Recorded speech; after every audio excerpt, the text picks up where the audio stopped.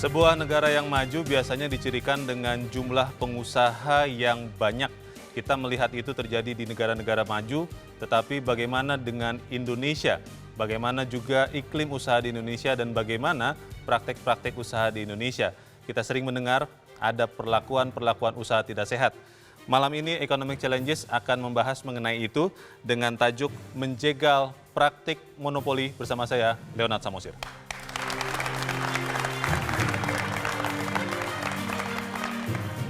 Dan malam ini telah hadir bersama kita 4 orang narasumber yang akan membahas apakah memang betul monopoli itu ada di Indonesia dan bagaimana kita menjegalnya. Yang pertama adalah Ketua Komisi Pengawas Persaingan Usaha atau KPPU, Syarkawi Rauf. Pak Syarkawi, selamat malam. Ya, selamat malam Mas Leo.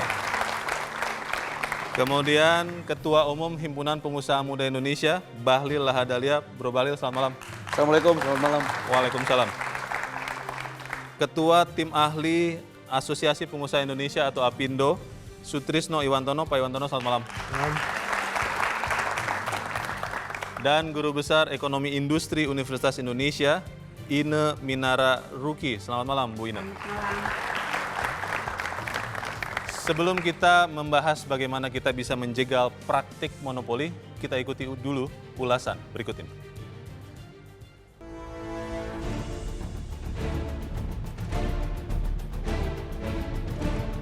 Gurita bisnis telah memicu praktek monopoli tumbuh subur di Indonesia.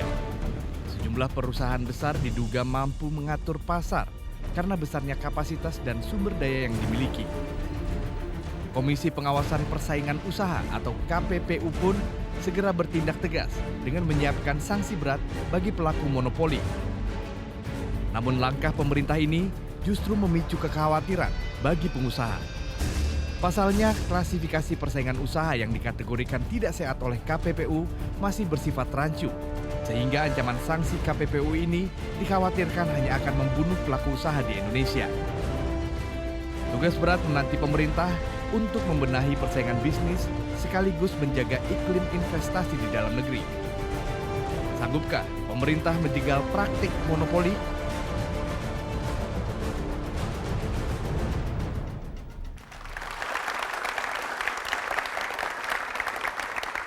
Sebelum kita membahas bagaimana kita bisa menjegal praktik monopoli, kita akan melihat dulu data dan fakta pemirsa. Apakah memang di Indonesia kita bebas dari monopoli dan apakah memang kemudian itu berdampak? Kita melihat ada beberapa dugaan praktik monopoli perdagangan, diantaranya adalah di pasar skuter atau sepeda motor Matic. Kemudian kita juga pernah mendengar bahwa ada dugaan praktik monopoli perdagangan di perusahaan pakan ternak. Kita juga mendengar itu sempat terjadi atau diduga terjadi di perusahaan telekomunikasi khususnya seluler di luar Pulau Jawa. Kita melihat bagaimana kemudian pengaruh dari dugaan ataupun memang benar ada praktek monopoli itu terhadap indeks daya saing global Indonesia. Kita melihat data yang kami peroleh dari World Economic Forum 2016 memperlihatkan dari 138 negara yang di peringkat, Indonesia masih berada pada urut-urutan yang tidak begitu menggembirakan. Kita melihat bagaimana efisiensi pasar, Indonesia berada di peringkat ke-58, mengenai bagaimana local competition atau kompetisi lokal yang membuat efisiensi usaha, kita berada di peringkat 51, bagaimana kemudian juga keefektifan dari badan anti monopoli atau lembaga anti monopoli, Indonesia masih berada di peringkat 51 dari 138. Bukan angka yang menggembirakan. Kita melihat bagaimana kompetisi di dalam negeri membuat bisa semakin efisien dan anti monopoli. Kita melihat Indonesia ada di peringkat 51 dari 138. Kalau kita melihat negara tetangga, Singapura ada di peringkat 20, Malaysia ada di peringkat 40, Thailand ada di peringkat 44, dan Tiongkok ada di peringkat 36. Indonesia masih 51. Kita melihat juga bagaimana dominasi pasar Indonesia juga masih ada di peringkat 43. Kalau kita bandingkan dengan Singapura ada di peringkat 13 dari 138. Kita melihat bagaimana lagi keefektifan dari badan atau lembaga anti monopoli.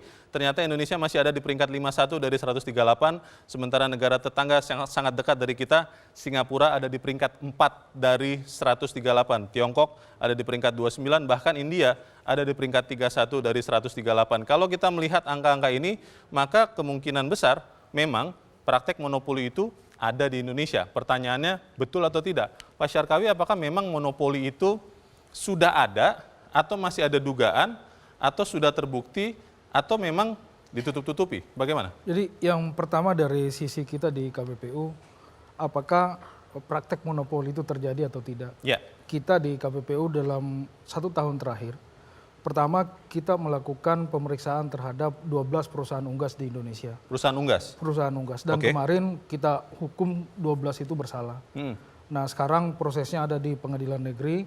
Yang kedua, dulu juga pernah kita memeriksa 6 perusahaan ban mobil untuk ukuran tertentu, yaitu ring yang cocok untuk kendaraan sejuta umat itu. Oh, oke. Nah kemudian yang ketiga, dulu juga pernah kita melakukan pemeriksaan terhadap 6 perusahaan seluler di Indonesia atas dugaan melakukan koordinasi dalam hal penetapan harga. Sekarang juga kita lagi melakukan pemeriksaan terhadap 2 produsen sepeda motor di Indonesia, dalam hal ini ada Honda dan Yamaha, atas dugaan melakukan persekongkolan dalam penetapan harga. Itu semua dugaan saja atau ada ujungnya kemudian memang melakukan monopoli? Nah yang kita sudah sampai ke ujung itu ya 12 perusahaan unggas kita buktikan mereka bersalah. Kemudian 6 perusahaan ban kita buktikan mereka bersalah. Kemudian ada kurang lebih 19 importir bawang putih di Indonesia itu kita buktikan bersalah. Oke. Nah khusus untuk Yamaha dan Honda ini masih dalam proses pemeriksaan, ini masih dugaan karena masih dalam proses pembuktian. Tapi berarti ada yang sudah terbukti melakukan praktek usaha tidak sehat atau monopoli itu, Pak Syarkawi? Betul, ada yang kita sudah buktikan, ada yang masih dalam proses penelitian, ada yang proses penyelidikan, dan ada yang masih dalam proses pemeriksaan. Ya, Pak Bahlil, kalau melihat itu berarti memang pengusaha di Indonesia, Anda juga Ketua Umum Himpunan Pengusaha Muda Indonesia, melakukan monopoli itu. Kalau Anda melihat seperti apa? Ini pertanyaannya agak sedikit menjebak dikit, tapi mungkin saya sebelum menjawab ke sana, saya ingin menyampaikan dulu begini. Bahwa praktek monopoli ini kemungkinan bisa terjadi dari pengusaha-pengusaha yang tergolong papan atas. Tergolong papan atas? Tergolong papan Berarti atas. HIPMI belum termasuk? Potensinya. Kemungkinan besar juga ada kader HIPMI juga masuk ke situ. Oh, oke. Kita bicara belak-belakan saja. Baik. Gitu kan. Tetapi yang menjadi pertanyaan kemudian adalah sampai kapan hal ini terus kita lakukan. Ya. Harus ada kesadaran bersama. Sebab apa? Persoalan bangsa kita ke depan dalam konteks ekonomi itu besar sekali. Yang pertama saya ingin mengatakan bahwa jumlah pengusaha kita itu baru 1,6% dari total jumlah penduduk nasional. Ya. Kalau dibandingkan dengan Singapura 7%, Malaysia 4,5%, Thailand hampir 5%, terakhir kemarin Vietnam 3,4%. Itu kenapa? Itu ya nanti akan ke sana. Ya. Yang kedua, kita juga tahu jumlah pengusaha kita hampir mayoritas itu adalah UMKM. 99,8% dari Usaha total kecil. unit usaha 56 juta itu adalah UMKM. Ya. Kenapa tidak bisa naik kelas menengah atau penambahan penciptaan pengusaha baru?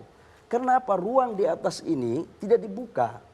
Monopoli ini adalah salah satu faktor terbesar. Oke. Kenapa tidak terciptanya pengusaha-pengusaha baru dan naik kelasnya pengusaha dari UMKM ke kelas menengah. Itu betul tidak Pak Iwantono, bahwa memang pengusaha yang sudah besar itu tidak membuka kesempatan bagi pengusaha-pengusaha kecil sehingga akhirnya monopoli itu terjadi dengan sendirinya, Pak Iwantono?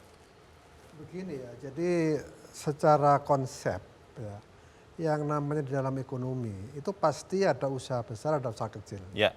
Dan dua-duanya itu mempunyai hak untuk hidup. Dan tentu bagi kita Indonesia menghendaki agar yang kecil, yang menengah itu bisa mempunyai kesempatan yang lebih luas. Ya. Oleh karena itulah undang-undang praktek monopoli ini memang dimaksudkan untuk itu. Untuk mencegah monopoli? Untuk memberikan kesempatan bagi setiap pelaku usaha itu melakukan usaha secara sehat, kompetisi satu dengan yang lain. Itu sudah terjadi atau belum kesempatan untuk berusaha yang sehat itu sehingga kemudian tadi dikatakan Pak Bahlil, memang pengusaha yang sudah besar ini semacam menutup kesempatan pengusaha yang lain? Kalau kita bicara kesempatan, itu bicara iklim usaha. Oke. Ya, kalau kita bicara iklim usaha, itu berkaitan dengan policy dari the government. Ya. Sementara yang namanya KPPU itu bukan regulator. Tapi KPPU itu melakukan pengawasan. Mengawasi usaha. Apabila ada usaha-usaha besar ya, yang karena posisinya dominan kemudian dia menyalahgunakan posisi itu untuk menghambat. Jadi hanya mengawasi, tidak bisa mencegah, tidak bisa menghentikan, tidak bisa menindak bisa, begitu? Bisa. Dari bisa. secara konsep ya, yang namanya memang di Indonesia ini agak berbeda, agak unik dibandingkan yang lain ya.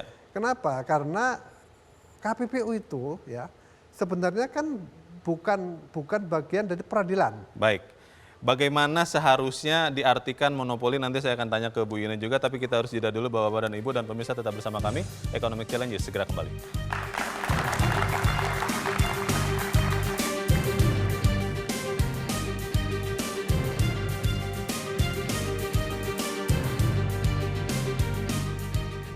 Menyingkirkan pelaku usaha lain, membunuh usaha kecil, tidak memberikan kesempatan bagi usaha kecil ya, yang tujuannya adalah untuk memperoleh keuntungan.